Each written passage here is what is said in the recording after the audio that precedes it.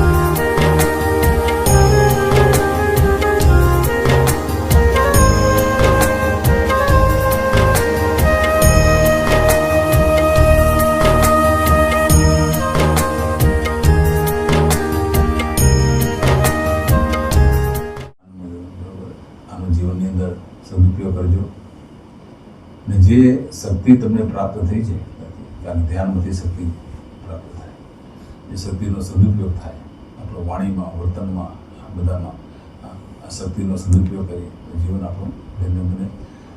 તમે અહીંયા શિબિરમાં આવ્યા, તમને ક્યાંય તકલીફ પડી હોય તો એમને કહેજો. તમારા માટે સારું કરવા માટે પ્રયત્ન કર્યા છે. આ તેમ છે, કર્મ કરે એમાં ક્યાંય દોષ પણ હોય. એટલે આ ક્યાંક આ ઊભું કર્યું છે એમાં તમને ક્યાંક ખામી લાગતી હોય તો પ્રેમથી તમે સૂચન તમે કરી શકો છો. બરોબર? આ તો શું નિસ્વાર્થ ભાવે આપણે શિબિર કરી રહ્યા, કોઈની પાસે કંઈ અપેક્ષા નથી રાખી કે ચાર્જ નથી લીધો કે શિબિરમાં આવશો એટલે 5,000 કે 10,000 દેવાના કે એવું કોઈ છે જ નહીં. બરોબર? નિઃશુલ્ક છે. છતાં આપણે જેમ સેવાનો લાભ લઈ રહ્યા બીજા લે તો આપણે પેટી રાખીએ જેથી કરીને તમને જે ઈચ્છા હોય તે, ના હોય તો કાંઈ નહીં, હોય તો તમે શું દીધું કોઈ પૂછવાનું નથી. બરાબર? તો આ ભાવથી આજે તમે શિબિરમાં અહીંયા વધાર્યા અને વરસાદી વાતાવરણ છે, બહુ ઠંડી નહીં, બહુ ગરમી નહીં, ને ખરેખર આ વાતાવરણમાં શિબિર કરવી ઉત્તમ સમય છે. ને ખુલ્લું વાતાવરણ, તમે બહાર જાઓ તો વનસ્પતિ દેખાય, આમ જુઓ તો ધજા દેખાય, સદગુરુના દર્શન થાય. બરોબર? અહીંયા ગાય માતાના દર્શન થાય. નમસ્કાર દર્શક મિત્રો, આજે આપણે આવ્યા છીએ શ્રી કલ્કી તીર્થધામ પ્રેરણાપીઠ મુકામે, જ્યાં સુંદર મજાનું એક મનસા ધ્યાન કેન્દ્ર, જેની દૂર દૂર સુધી વાતો થાય છે, જ્યાં સિનિયર સિટીઝનો, વડીલો, માતાઓ, ભાઈઓ, બહેનો સર્વે એક એકાંતની સ્થળમાં સુંદર મજાનું રમણીય ગ્રીનરી વાળા વાતાવરણની અંદર ધ્યાન કેન્દ્ર માટે આવે છે અને દૂર દૂરથી આવે છે, જ્યાં સુંદર સુંદર રહેવાની સગવડો છે. અને એના વિશે સંપૂર્ણ માહિતી આપણે મનસા ધ્યાન કેન્દ્રની પૂરી માહિતી આપણે અહીંયા આગળ જાણીશું. અહીંના મેનેજમેન્ટ જે મનસા ધ્યાન કેન્દ્ર ચલાવે છે એમના સ્વમુખે. જય ગુરુદેવ. જય ગુરુદેવ. આ મનસા ધ્યાન કેન્દ્ર વિશે થોડીક અમને માહિતી આપશો કે અહીંયા કેટલા મનસા ધ્યાન કેન્દ્રની અંદર કેટલા સાધકો રહી શકે, રહેવાની કેવી સગવડ છે, જમવાની કેવી સુવિધા હોય છે અને શું શું ધ્યાન કેન્દ્રમાં સેવા અપાય છે એના વિશે? અહીંયા સાધકો 32 કુટિયા છે અને દરેક સાધકને એક રૂમમાં એક જ જણ રહેવાનું હોય છે અને 10 દિવસની શિબિર હોય છે અને સદંતર મૌન અને જમવામાં સવારે નાસ્તો, બપોરે ભોજન અને સાંજે પણ સાદો સિમ્પલ ખોરાક. અને સવારમાં 5 વાગ્યાથી 6:30 સુધી સત્સંગ, ધ્યાન અને ઉપર પિરામિડની અંદર જે આપણે અત્યારે ઉપર જોયું ત્યાં આગળ ધ્યાન કરતા હોય છે. અને એના પછી હળવી કસરતો અને એના પછી જે ટાઈમ પ્રમાણે જે હોય બધા એ પ્રમાણે બધા કાર્યક્રમ ચાલે છે. અને અહીંયા નાત જાતનો કોઈ ભેદભાવ નથી અને બધા કમ્પ્લીટ સાધકો મૌન રહે છે.